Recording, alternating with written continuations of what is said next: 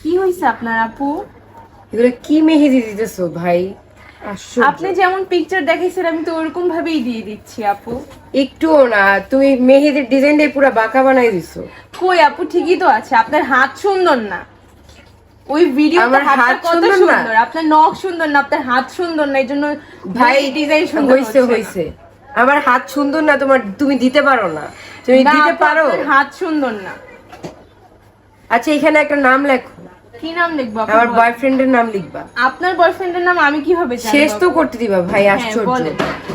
আমার বয়ফ্রেন্ডের নাম যেটা ওইটা লিখবো না, তাহলে ওর কি আপু আম্মু লিখবেন আপু? যেটা দিছে ওইটাও দিব না, তাহলে ওর কি ফ্রেন্ডরা লিখবেন? যেটা বলে ওইটাও লিখবো না। আপনার নাম লিখবেন হচ্ছে আমি ভালোবেসে যে নাম বলি ওইটাই, টুনটুন লিখবেন। এটা কেমন নাম আপু? এটা দিলে তো ডিজাইনটাই নষ্ট হয়ে যাবে, ফানি হয়ে আশ্চর্য, যাবে। টুনটুন লিখতে বলছি, এটা লেখেন, এত কথা না বলে। পুরা মেহেদির ডিজাইনটা আপনি নষ্ট করছেন। কই আপু, ঠিকই তো আছে ডিজাইন, আপনি একটু বেশিই বুঝেন। আপনি দিতে পারেন না, আগে জানলে আপনার আনতামই না। এটা কেমন নাম আপু? এটা লিখে তো যেমন খুব নামই ফানি হোক, হয়ে আপনি যাবে। লিখতে বলছি লিখেন, নাইলে কিন্তু বাসাতে যাইতে দিব না, এটা আবার টাকাও দিব কেমন না, কথা আপু? কিচ্ছু দিব না। আপনার মেহেদিই দিব না আপু, আমি চলে যাই, আপনি এটা নিয়ে বসে থাকেন।